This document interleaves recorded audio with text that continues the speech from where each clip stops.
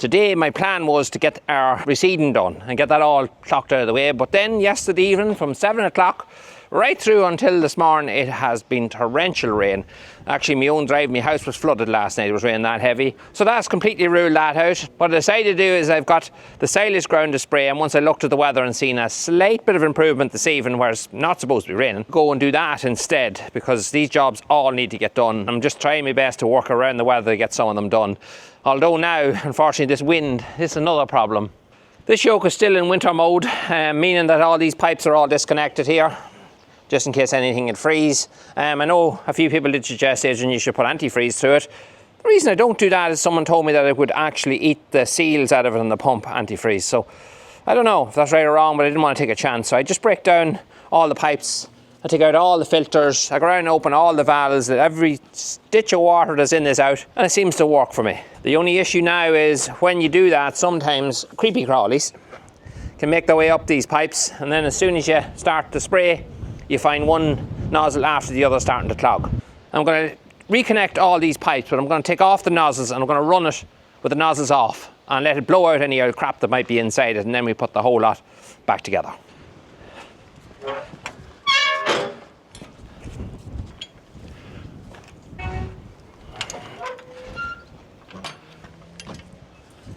Yeah, not much room to spare, but hey, it's opened.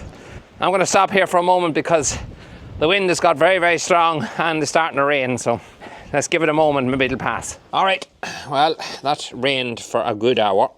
I don't think there'll be any spraying done the day, but tomorrow's Sunday and I hate being out working on Sundays, but this last while I've had no other choice because it seems to be the only day you get some sort of middling weather. The thing about this job is it doesn't matter what day it is or what time it is. Those jobs have to be done, and sometimes you just have to work around the weather as best you can if it allows you.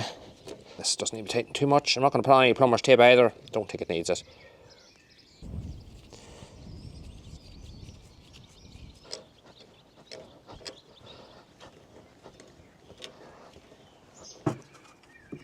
So in here, there's only water is in this, by the way. Everyone's flushed out and cleaned out when I was finished, but this is our filters.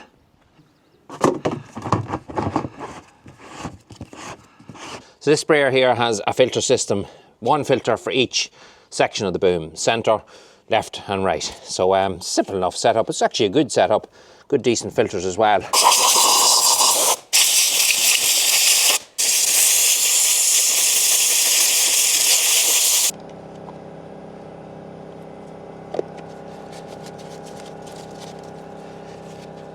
There we go.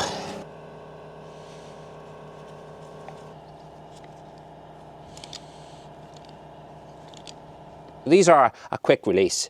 One little turn, nozzle dropped off. These little nozzles here, you can get loads of different types of them, and they're replaceable. You'll find you'll have to replace nozzles every so often. And there's a little seal in there too. If I push it back ever so slightly, see it pushing back? And that seal is replaceable too. But let's hope that everything's all right, because I replaced a lot of these nozzles the last time I used it, so this should be fine. But I'm gonna take them all off on this side. We're gonna run it, let all the water just run out of this. Hopefully any old junk that's in it will come out of it as well. Blow them out and put them back on. So it's on here, but we have nothing happening, and that's probably because it's airlocked. Just pull this little lever here.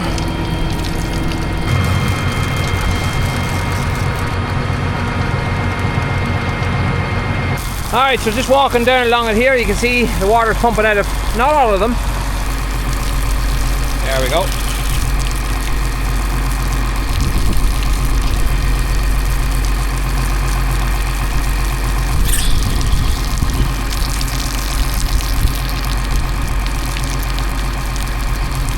Alright, so they're all running nice and clear there now. Only running this boom at the minute. I can turn off the booms up there at the control box. Well, it's just levers. So I've this one turned off at the moment, so I'm putting all the pressure over to here to just flush this out. These two here are belonging to this middle one, so they're on a different valve. But that's what we want to see there, a nice constant flow coming out of every one of them. So now we're down here at the wee nozzles, and I'm just going to blow these all out. Check every nozzle to make sure we have a good opening like that. So now we're just spraying water here. We've got a filter leaking. We'll have to have a wee look at that in a second. We're spraying nice and evenly. Only the last two here at the very end for some reason aren't working. This has been blown out and cleaned, so I presume there was a little fragment of dirt that probably was still in that pipe and it made its whole way to the end and blocked these two nozzles. Yeah, see? If you look in there, see all them little fragments? They're actually little bits of debris of branches and stuff. And that's what's stopping that from working. You can look up there, the nozzle's completely stuffed. This is kind of the problem sometimes you have. And it takes a wee while just to get it all cleared out, but it will clear out. Very same thing, stuffed as well.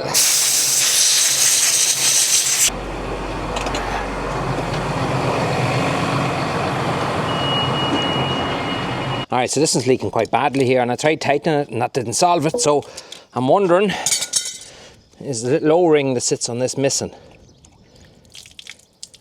You can see there's a space there at the bottom, a little void just there where there's no O-ring supposed to go. I highly doubt I have one that size, but I'll have a wee look here. Alright, so there's my largest O-ring there. And that ain't gonna work, I don't think. Maybe. It's in. The only way of finding out, I guess. And I can definitely feel that the resistance of that O-ring is there. And if it does work, I'm gonna put one in all three of them.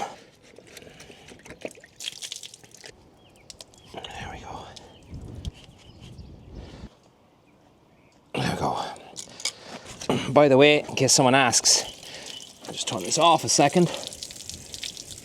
There's a lever. In here, there's another big filter. And it does catch a lot of stuff. I'm after cleaning it out before we started, and you can see what is laying in the pipe. So after you use this for the first time, what I do with all them filters is take them out, because you get this kind of a greasy, it's nearly like grease that sticks to it. So I take them out after the first use, or the first empty or two of this sprayer, and wash them with hot water. It'll take all that greasy stuff off.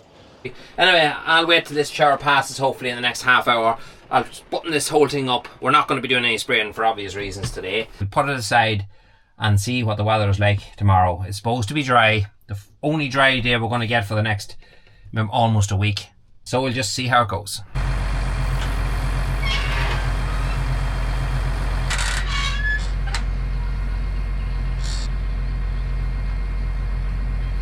It's a Sunday morning here, it's gone about 11:30. Now it's a dull morning, it's not giving any rain. It's giving it to be a dull day, which is actually perfect for spraying. We just hope that no rain comes. It's not give, so that's the green light for me to go ahead and do this. I'm not wearing a mask yet. I have one on the tractor, you'll see me wearing a wee while because I haven't sprayed anything yet. There's no fumes. We're about to just start here on our first field, which is our back field here. Everything is all dialed in and working. The only issue I see is I'm filling this from our rainwater tank, and I see little small fragments, lots of them, of like pine needles coming from the tree that's just above our dairy and getting into the spoutings and then run into that tank. But we do have filters throughout this system, and hopefully it'll catch all of them. Fingers crossed, because them little boys are made to block nozzles. Another thing that happened is my air seat just burst. I had a quick look to make sure it wasn't the air pocket under the seat that burst, because that's an expensive wee buy to fix. It's just that pipe there that goes around. The whole way around there, it's split somewhere. I fixed that handy enough. Anyway, let's get spraying. So I just turned on a PTO and I flicked this lever here down, and that means that it's mixing now. The inside the tank is mixing around just to get the chemical all mixed up. Let that do that for a few minutes just to get everything nicely mixed up, and then we'll start spraying. Click on that there, and we go to our Abbey sprayer. Flick this guy up, close the window. I don't need to wear a mask inside. A few people do ask that, because this is a completely sealed cabinet. But as soon as I open a door, I'll have a mask on. It's working. Yeah. Very hard to see with the seat on the ground. Everything's working.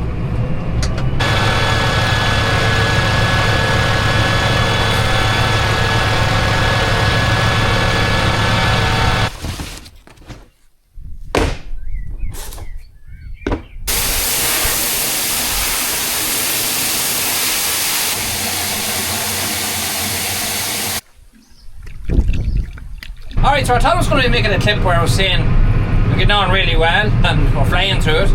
It's supposed to be full dry evening, no rain. And it rained. And yeah, it wasn't a very heavy shower, but it was enough. It wet the whole ground, and it was too soon after the spraying being done. So So frustrating, very, very frustrating. We waited off here for an hour, the ground has dried up again and we're going back at it. It still says in the weather there's no rain, and apparently on the weather forecast it hasn't rained. That rain didn't come.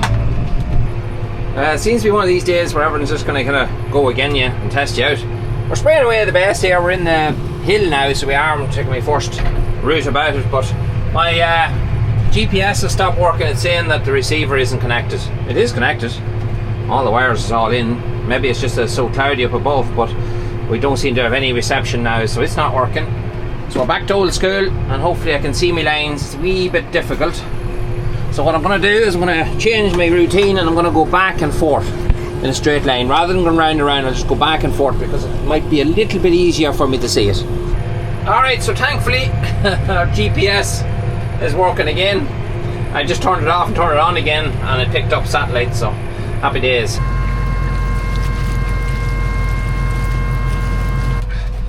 Alright, that's it. That's 7 sprayer loads done. It's just gone 2:38 there now, and we've enough done for the day. But that's all I wanted to get done in the silage ground, because the rest of this place is fine. There's no need to touch it, and there's no weeds, and I can't see any weeds in this area here especially. There's no need in touching it. So that's it. I'm going to go home now, wash this yoke out really quickly. That's a job ticked off the list. That rain that came at the very beginning was 1 sprayer load at the very beginning. It was only a light shower, very, very light. It never rained after that, although it threatened it a few times over there. It doesn't look like it's going to rain. So we'll come back here in a few days and we'll check this out to see are we getting much of a kill. But I'm fingers crossed we'll get enough. We're in the workshop here and we've got the Kubota here, right? I know, probably sick of me fixing bits and pieces on the Kubota, but if you remember when I was working on this at the very beginning when I got it, those wires run up along here. Now I covered them wires, I put this stuff here on it just to tidy it up because it was very, very rough the way it was done. Now, when this cab was put in, somebody wired this and run wires just up here. That's just one of the old cable ties that I just took off. So the wires run up here, the whole way across, and over here to these wiper motors. Now, this wiper motor worked for a bit when we got it, on and off the odd time. That one never worked. I don't really mind, but still when they're there, it'd be nice if they did actually work, if it isn't a hard thing to fix. Now these wiper motors here, I did price one in case the other one was burnt out. 350 plus euros for just one. So it's not a mission. I'm going to spend that. I'll actually weld the bar through and use it manually like this here if I have to do that, or find an aftermarket thing or something. But we may not have to do that. I don't pass any remarks on this. I still am finishing off when I wired a bit of a radio in here. I still just have to cover that over. I'm going to make a sheet that crosses that keeps them hid. But I did pull all these wires down. They're on the ground here. There's that there, and you can see the way it was wired. So sure, the light's not great in here, but you have 4 cores of wire. You have 2 red, 2 black. They put an individual power cable the whole way from the battery to each motor. They also run an individual earth the whole way back to the battery as well. I would just come in like this here with the radio, and I would just earth it right beside wherever the item is that you're running power to. So that'll do it with 2 wires. I'll also run a heavier power cable down here, and I'll tap into it and have both motors just supplied by the one cable. Here, another thing as well is that cable wasn't covered, and the sun that was shining in that back window there had already made it very, very brittle, to the effect that this one actually snapped. The covering on the wire is very, very hard, very brittle. You can see here the way this wire looks white in the camera. Well, actually, if you move down it, you'll see that it turns red. And it's cracked in several places. And remember, this is carrying constant live power from the battery. Now, granted, both power wires were fused. I have new cable here that I'm going to use. This is definitely heavy enough for that job. And I have an inline fuse here, which I'm going to use just coming out from the battery. So slide this on here.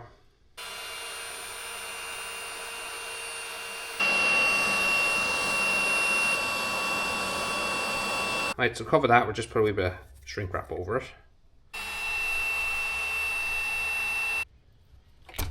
There we go.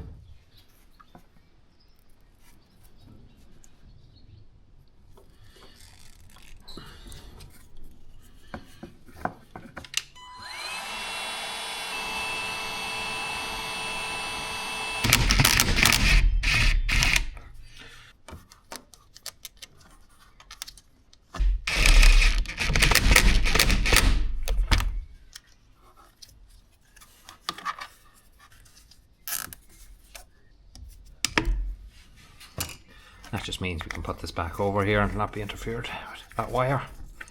I don't know why Kubota decided to put that battery there, because it gets filthy all the time, just from the wheel. Even the guard on top of it doesn't stop the dirt and dust from going on. They should have made a battery box, even a little small plastic box or something the battery can sit into, because it shouldn't be getting filthy like that. I'm going to cover this wire now with a bit of braiding and run it the whole way up through this cap.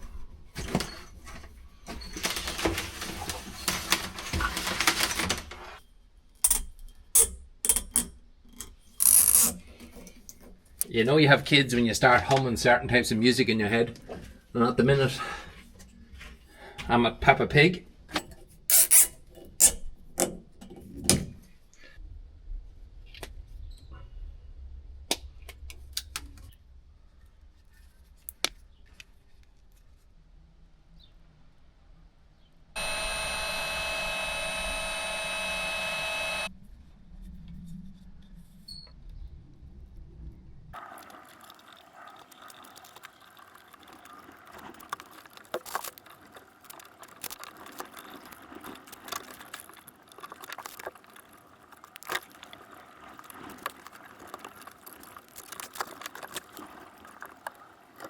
Alright, that's everything wired up there now.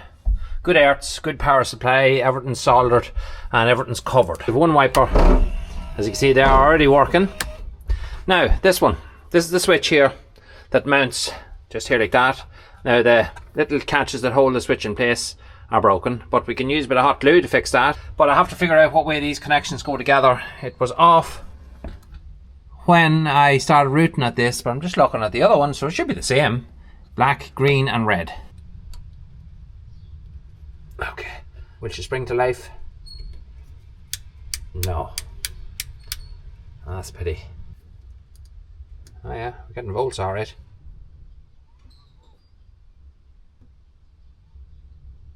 I'm not going to root at it. I'm going to actually take this off.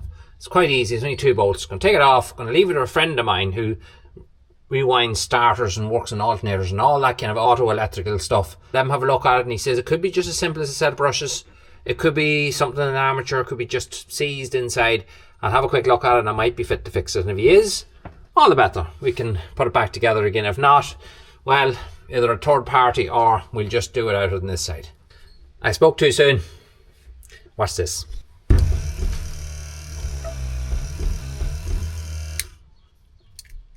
Off again. See, it won't come on. It must be just a little bit of rust or something. It could probably still be the brushes, but it does work. It's not burnt out, so we will be fit to fix that. Alright, so it's a few days later and I couldn't resist. I went ahead and took that wiper motor off. I left it with a friend of mine who works at this kind of crack and just said, have a look at it, see whatever you could do. And that's exactly what I did, and 24 hours later, we have our motor back. So all he said to me on the phone was, it just looked like a motor that hadn't been used in quite a while, and it's been kind of been unused is what caused the whole problem. He says I gave it a really good clean and took it apart, and it seems to be working now perfectly. Right, just have to kind of remember now what way this goes back together. This goes inside. Hate working near glass, absolutely hate it.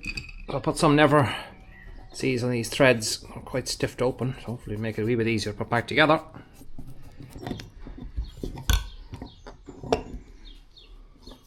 So this guy is in here. This comes up, links in there.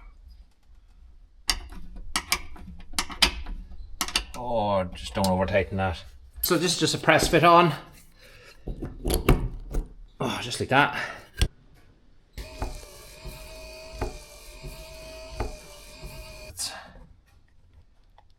That stuff all around here. I don't really care what it looks like as long as it holds it.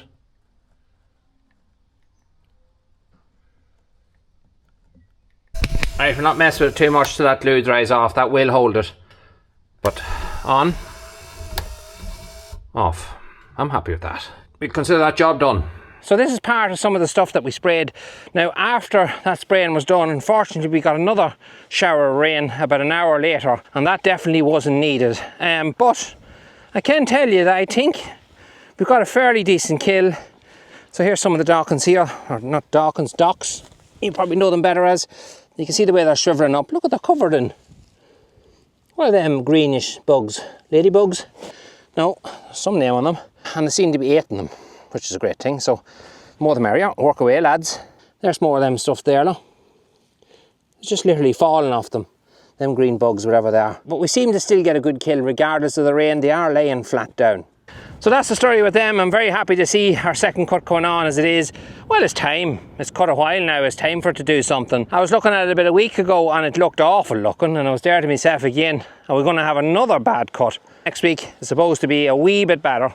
A lot milder anyway, that's one thing for sure. And if we do get the right weather, it should grow well. Fingers crossed, because we do need a good second cut to make up for that first cut that we got. And there's probably a lot of people who are thinking the very same. Funny, when I was just up here, I was just looking, you can see some of the shores that we put in 2 years ago. See the tops of them here. It was so hot beforehand, it just burnt all the grass that was on top of the stones. But we put 3 more of them down there, and for some reason it didn't work fully.